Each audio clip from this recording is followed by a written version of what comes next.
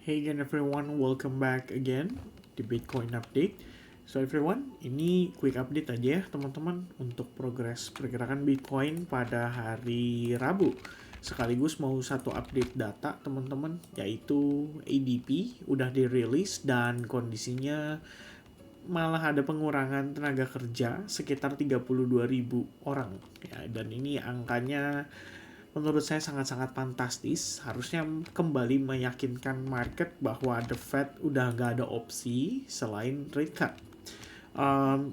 But the question remain the same, akankah mereka mengubah SEP-nya, dan mungkin untuk menarik ya, bukan menarik sih, tapi menjadi topik menarik untuk kita bedah kembali sama-sama setelah data yang rilis pada minggu ini, probably on the weekend. Perhaps kalau teman-teman bisa support likes buttonnya ya di video ini teman-teman. Ya nggak usah banyak-banyak ya, 750 bisa lah saya rasa ya guys, dengan kondisi market yang agak-agak dalam keadaan ya agak pesimis ya. Anyway guys, pergerakan 2 hari terakhir menurut saya amazing. Bitcoin benar-benar melakukan pergerakan yang bisa dibilang cukup menyakitkan ya buat mungkin trader leverage di sini. Jadi hari pertama itu kalau kita lihat pada tanggal 1 Desember, long yang kena liquidation 833 juta dolar, but the next day itu shortnya yang kena liquidation sekitar 325 juta dolar. Kalau hari ini even ya teman-teman, karena pergerakannya nggak terlalu banyak gitu. Cuman mungkin kita quick update aja ya. Yang bagus itu adalah Bitcoin ada konfirmasi higher low. Ya, di sini adalah satu indikasi yang cukup baik bahwa kita on track untuk melakukan retest terhadap key resistance yang saat ini ada di chart kita gitu ya. Jadi kita tahu bahwa ada dead cross tadi gitu kan, bahwa ada kemungkinan kita bisa testing ke SMA 200. SMA 200-nya saat ini ada di kisaran harga 109.450 dolar. Dan ini akan terus turun guys. Jadi kalau kalian lihat nih dari sebelumnya 110, 109, nah ini akan terus turun. Kenapa turun? Karena harganya di bawah dan SMA itu kan lagging. Jadi dia ngitung 200 candle dari situ ke belakang gitu. Nah kalau makin lama dia makin turun ya pricingnya otomatis SMA-nya juga pelan-pelan akan turun ya. Nanti akan visit lah ke level-level yang mungkin tambah lama tambah dekat dengan 100.000, 102.000, or maybe 106.000 ya. Depend on seberapa cepat Bitcoin pullback atau bounce dari kondisi saat ini. Tapi di sini yang harus kita perhatikan sama-sama adalah bahwa dari trendline perspektif, dari weekly EMA gitu ya, kalau kita ngelihat kondisinya otomatis concern banyak orang bahwa we might not be in the very very bull market yang seperti diharapkan. Mungkin kita nggak bisa ngelihat adanya euforia. Maybe this time will be different karena memang tidak terlalu banyak retailnya yang seperti dulu. Kalau sekarang lebih banyak client institution, mereka yang big fund, mereka yang para whales, tapi investmentnya itu melalui asset management. Jadi kayak Vanguard, kemudian kayak si BlackRock dan kawan-kawan gitu ya.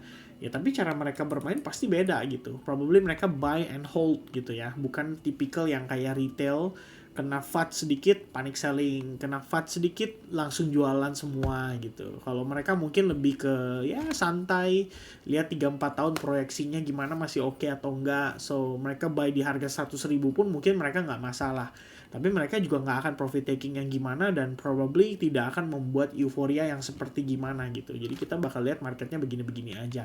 Jadi dengan adanya konfirmasi rejection tersebut, dengan adanya konfirmasi Bitcoin closing di bawah weekly EMA yang 55 periodenya, kita udah bisa bilang bahwa historically speaking itu biasanya nge-lead ke bear market gitu atau ke bearish trend gitu kan.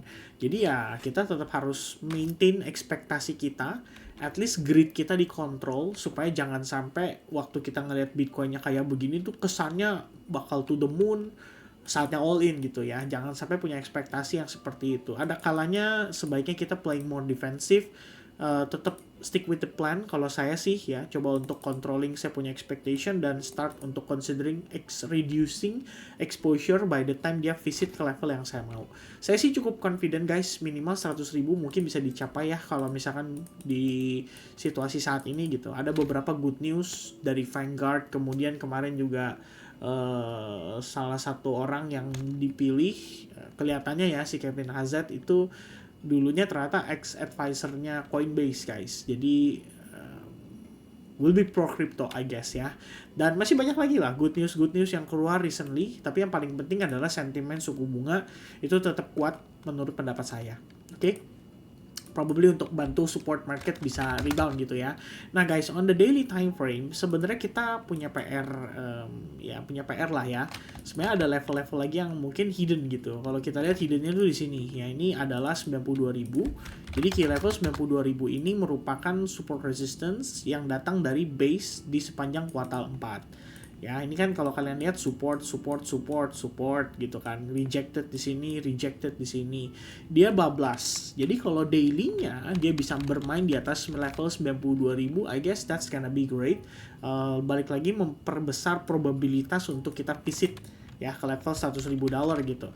Nah, di situ juga kalau kita gunakan Fibonacci lagi dari atas ke bawah itu deket sama level yang sangat-sangat ekstrim gitu ya. Jadi between 62 to 62 agak di bawah. Jadi saya ngambil di 07 dan 079 itu 98 sampai 101.000. Ya, jadi agak ekstrim zonanya teman-teman. So that's gonna be the area of resistance.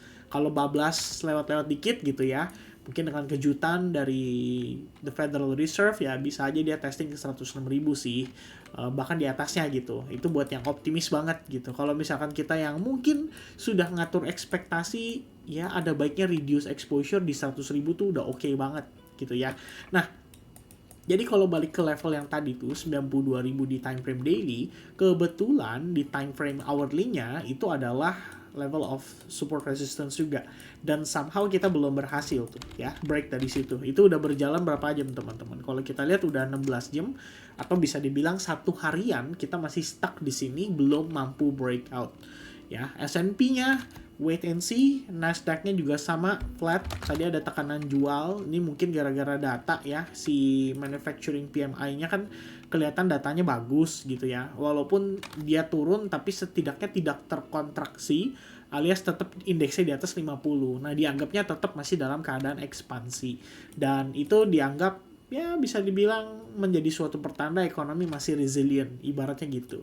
Nah, cuman Nasdaq dan S&P ini udah wait and see gitu saya lihatnya ya. Wait and see buat apa, Vin? Ya biasa deh, FOMC guys next week gitu kan. Jadi bakal crucial banget, market bakal slow and steady. Cuman yang paling penting menurut saya adalah weekly close kita bakal cantik nih ya. Kita bisa lihat opening candle itu nge-sweep low-nya dulu, abis itu dia closing dalam keadaan bullish.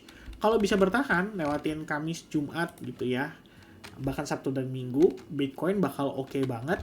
I believe we're gonna break out dari 93.000. Dan kalau misalkan besok nih, atau andaikan nanti ya, Asia, atau mungkin London, atau mungkin New York besok probably, kita kena rejection gitu, dia belum mampu gitu, sebenarnya nggak perlu khawatir.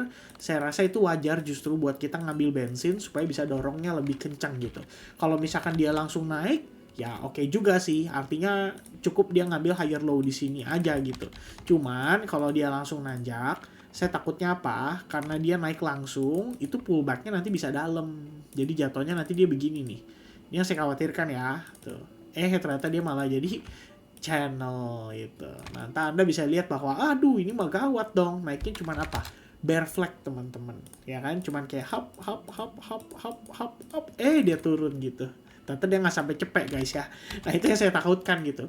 Jadi lebih baik apa? Healthy ya. Dia kalau bisa pergerakannya lebih healthy, dia turun dulu, dia pullback di sini, dia create base, bam, itu biasanya meletusnya lebih kencang gitu. Kalau mau kita lihat yang powerful.